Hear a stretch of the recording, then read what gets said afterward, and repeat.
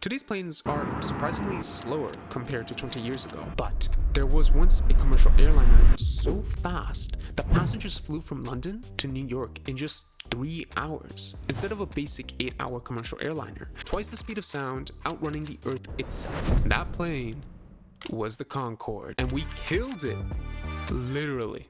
Its final flight, November 26, 2003, but since then, nothing. No more supersonic flight, just you and I stuck in the economy seat. Oh, that's first class. 10 plus hours, no leg room, annoying kid hitting your back seat, watching Frozen.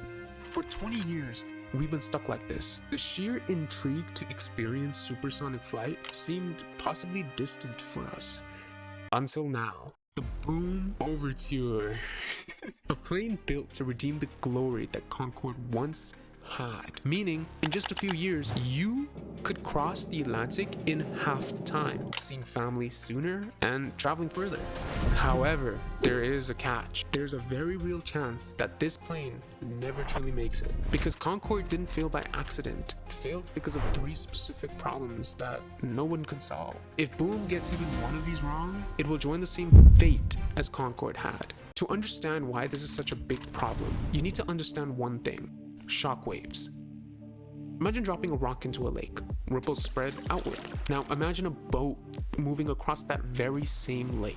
Something fascinating happens. Ripples start to form behind the boat. Whoa. Now how does this resemble shockwaves? Glad you asked. Take the same logic, but with planes and air. At normal subsonic speeds, below Mach 1. But at supersonic, something strange happens. The ripples that represent the air pressure waves compile into one wall of pressure, and then boom, eventually breaking the sound barrier. A big disruption of shockwaves travel all the way to the ground, shaking buildings, breaking glass, startling people, and misinterpreting it as an earthquake. That is exactly why the Concorde is restricted from flying supersonic over land at that time. But how would OverTure stop the shockwave? Because we don't want to experience an earthquake. You don't. You instead bend it. Not with the plane, but the sky itself. As this generation says, let me cook.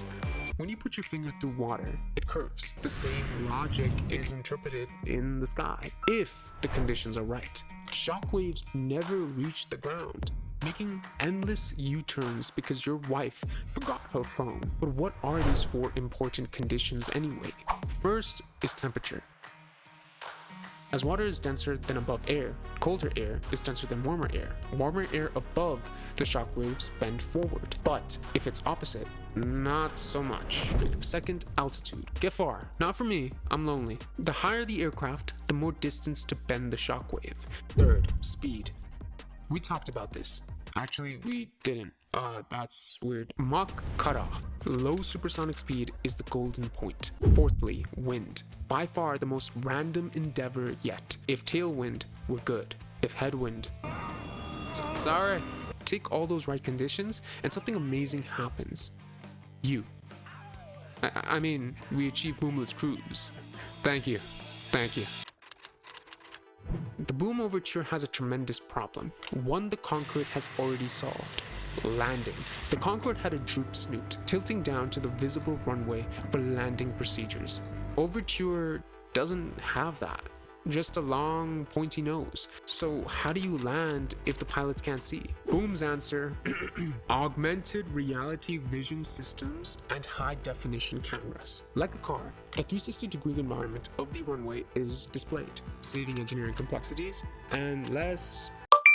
I'm gonna buy a sandwich. Now this is by far the most terrifying problem of all. It's the very reason why the Concorde was locked away. Money.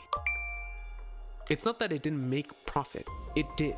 But after the infamous crash and 9/11, the aviation industry's health declined. Those unfortunate events are why the Concorde is a fossil in today's museums. However, Concorde did indeed have high operating cost problems. It had to be in demand for it to make profit. If OverTure is going to succeed, the operating costs must be lower. There weren't any available cost breakdowns of this aircraft, so I estimated it.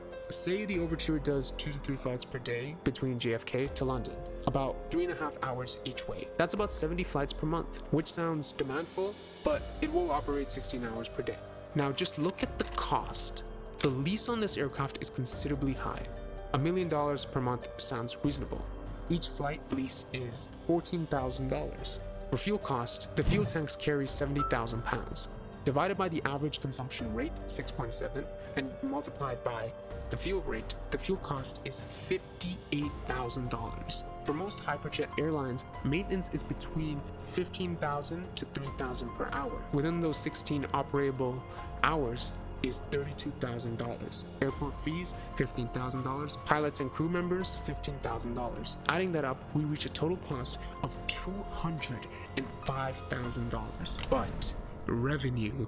Shoals plan to make every seat $5,000 seems very low for such a sophisticated plane. Nevertheless, 5,000 times the 70 seats equals $350,000. In profit, they'll be making $145,000. But fuel cost varies a lot, so this number could be considerably low with accommodating less passengers. However, this is just an estimate. Concorde will probably never return as a commercial airline, but OverTure will definitely eclipse what it used to be. I think OverTure is on the right track. Though, would you take this aircraft to reach your family sooner? Or wait for a longer, relaxing flight? Unless first class.